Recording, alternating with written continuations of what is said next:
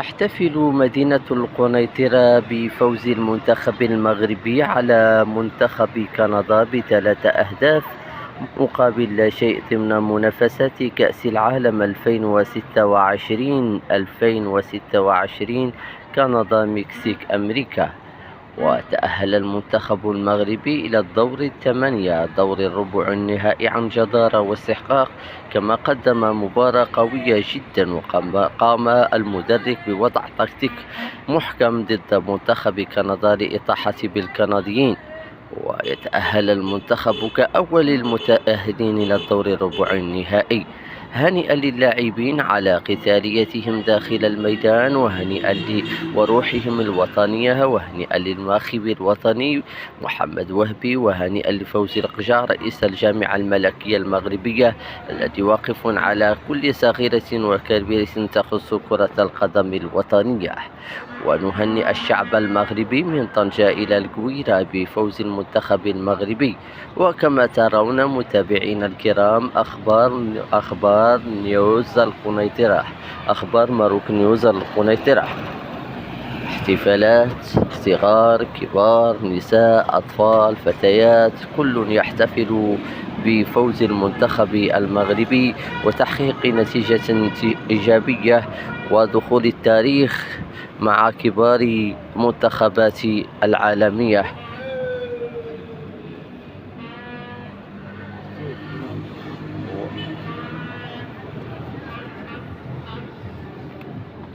كما ترون هي احتفالات برفع الراية المغربية. وكما أن المتابعين الكرام كل يعبر عن فرحته وفرحه بانتصار المهم للمنتخب المغربي وتأهل إلى الدور الربع النهائي، وطموح وأحلام الجماهير المغربية بالفوز بكأس العالم لأول مرة في تاريخ كرة القدم العربية والإفريقية. ونتمنى التوفيق لكل المنتخبات العربية والإفريقية، وكل التوفيق للمنتخب المغربي. كان معكم نوفل الشعيبي، قناة أخبار القنيطرة ماروك نيوز. مدينة القنيطرة بفوز المنتخب المغربي على منتخب كندا بثلاث أهداف مقابل لا شيء ضمن منافسات كأس العالم 2026 كندا مكسيك أمريكا. وتأهل المنتخب المغربي إلى الدور الثمانية، دور الربع النهائي، عن جدارة واستحقاق، كما قدم مباراة قوية جدا. وقام المدرب بوضع تكتيك محكم ضد منتخب كندا لإطاحة بالكنديين، ويتأهل المنتخب كأول المتأهلين إلى الدور الربع النهائي. هنيئا للاعبين على قتاليتهم داخل الميدان، وهنيئا وروحهم الوطنية، وهنيئا للناخب الوطني محمد وهبي، وهنيئا لفوزي القجع رئيس الجامعة الملكية المغربية الذي واقف على كل صغيرة وكبيرة تخص كرة القدم الوطنية. ونهنئ الشعب المغربي من طنجة إلى القويرة بفوز المنتخب المغربي. وكما ترون متابعينا الكرام، أخبار نيوز القنيطرة، أخبار ماروك نيوز القنيطرة. احتفالات، صغار، كبار، نساء، أطفال، فتيات، كل يحتفل بفوز المنتخب المغربي وتحقيق نتيجة إيجابية ودخول التاريخ مع كبار منتخبات العالمية.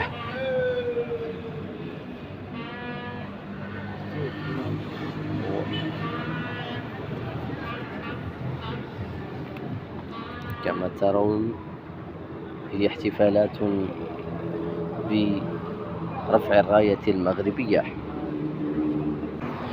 وكما أن المتابعين الكرام كل يعبر عن فرحته وفرحه بانتصار المهم للمنتخب المغربي وتأهل إلى الدور الربع النهائي، وطموح وأحلام الجماهير المغربية بالفوز بكأس العالم لأول مرة في تاريخ كرة القدم العربية والإفريقية. ونتمنى التوفيق لكل المنتخبات العربية والإفريقية، وكل التوفيق للمنتخب المغربي. كان معكم نوفل الشعيبي، قناة أخبار القنيطرة ماوك نيوز. تحتفل مدينة القنيطرة بفوز المنتخب المغربي على منتخب كندا ب3 أهداف مقابل لا شيء ضمن منافسات كأس العالم 2026 كندا مكسيك أمريكا. وتأهل المنتخب المغربي إلى الدور الثمانية، دور الربع النهائي، عن جدارة واستحقاق، كما قدم مباراة قوية جدا، وقام المدرب بوضع تكتيك محكم ضد منتخب كندا لإطاحة بالكنديين، ويتأهل المنتخب كأول المتأهلين إلى الدور الربع النهائي. هنيئا للاعبين على قتاليتهم داخل الميدان، وهنيئا وروحهم الوطنية، وهنيئا للناخب الوطني محمد وهبي، وهنيئا لفوزي القجار رئيس الجامعة الملكية المغربية الذي واقف على كل صغيرة وكبيرة تخص كرة القدم الوطنية. ونهنئ الشعب المغربي من طنجة إلى القويرة بفوز المنتخب المغربي. وكما ترون متابعينا الكرام، أخبار نيوز القنيطرة، أخبار ماروك نيوز القنيطرة. احتفالات، صغار، كبار، نساء، أطفال، فتيات، كل يحتفل بفوز المنتخب المغربي وتحقيق نتيجة إيجابية ودخول التاريخ مع كبار منتخبات العالمية.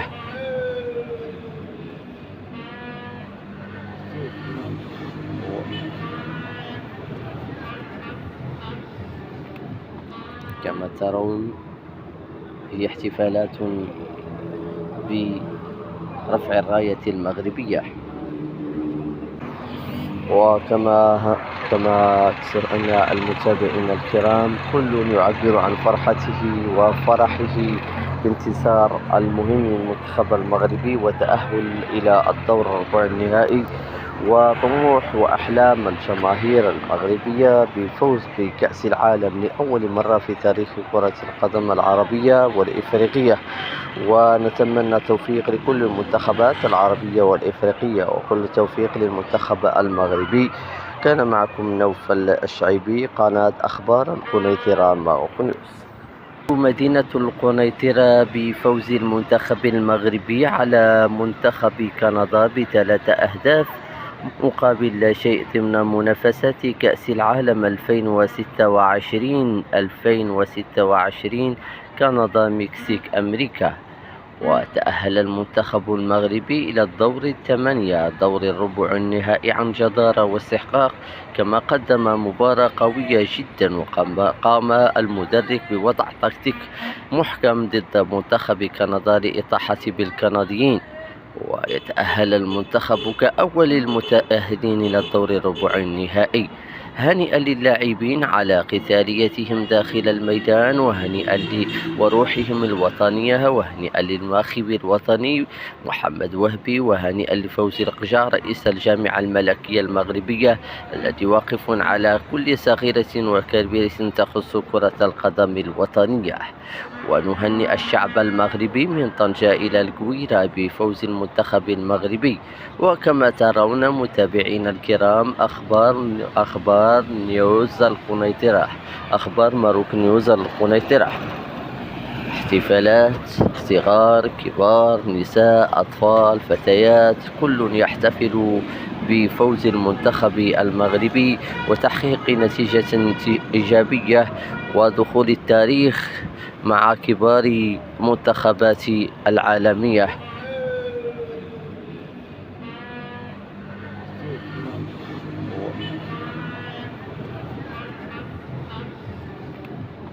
كما ترون هي احتفالات برفع الراية المغربية. وكما أن المتابعين الكرام كل يعبر عن فرحته وفرحه بانتصار المهم للمنتخب المغربي وتأهل إلى الدور الربع النهائي.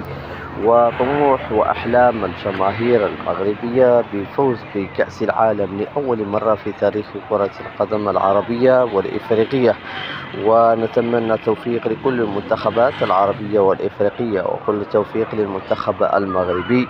كان معكم نوفل الشعيبي، قناة أخبار القنيطرة ماوكو. مدينة القنيطرة بفوز المنتخب المغربي على منتخب كندا ب3 أهداف مقابل لا شيء ضمن منافسات كأس العالم 2026 كندا مكسيك أمريكا.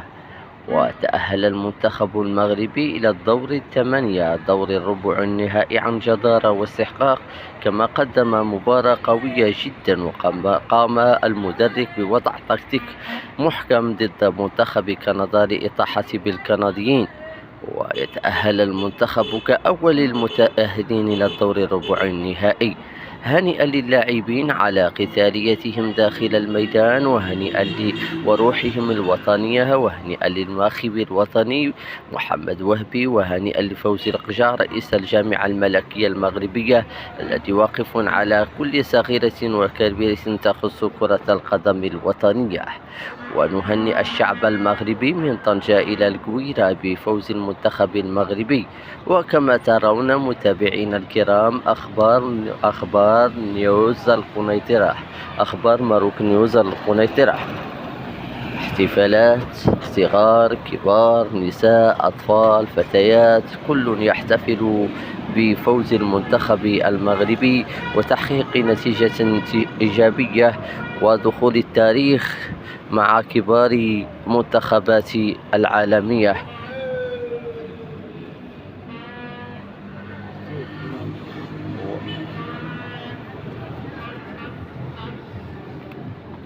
كما ترون هي احتفالات برفع الراية المغربية. وكما أن المتابعين الكرام كل يعبر عن فرحته وفرحه بانتصار المهم للمنتخب المغربي وتأهل إلى الدور الربع النهائي. وطموح وأحلام الجماهير المغربية بفوز بكأس العالم لأول مرة في تاريخ كرة القدم العربية والإفريقية.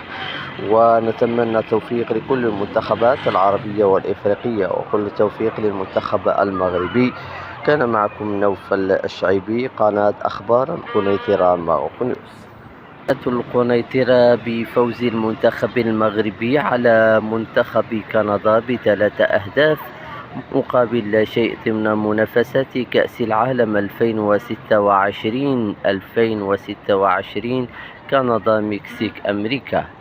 وتأهل المنتخب المغربي إلى الدور الثمانية، دور الربع النهائي، عن جدارة واستحقاق، كما قدم مباراة قوية جدا. وقام المدرب بوضع تكتيك محكم ضد منتخب كندا لإطاحة بالكنديين، ويتأهل المنتخب كأول المتأهلين إلى الدور الربع النهائي.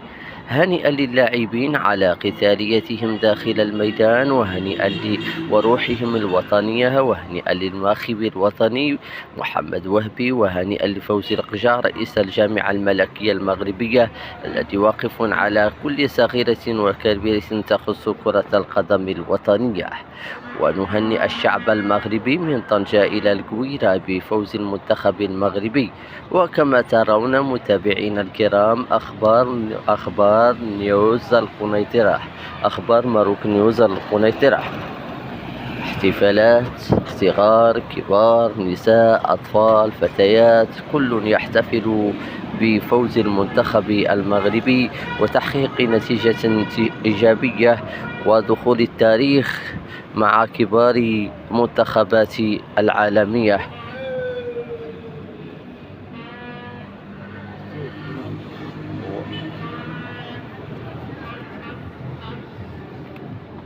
كما ترون هي احتفالات برفع الراية المغربية.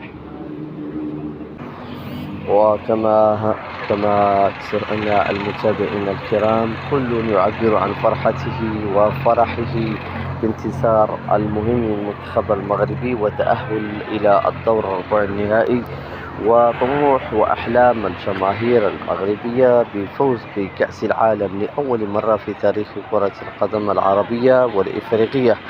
ونتمنى التوفيق لكل المنتخبات العربية والإفريقية، وكل التوفيق للمنتخب المغربي. كان معكم نوفل الشعيبي، قناة أخبار القنيطرة ماروك نيوز. القنيطرة بفوز المنتخب المغربي على منتخب كندا ب3 أهداف مقابل لا شيء ضمن منافسة كأس العالم 2026 كندا مكسيك أمريكا.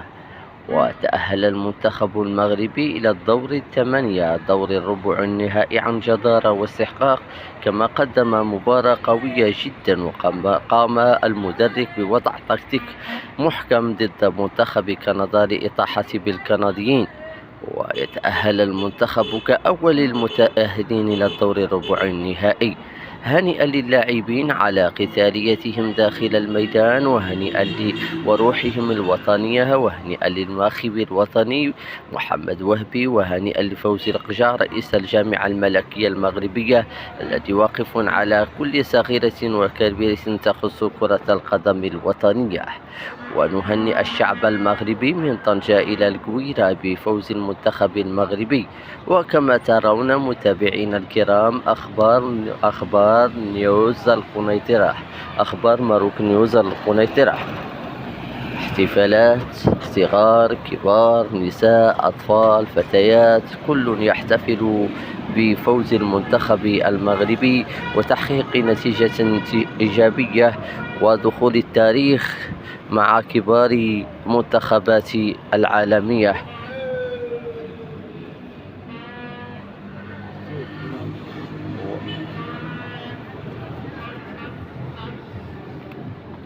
كما ترون هي احتفالات برفع الراية المغربية.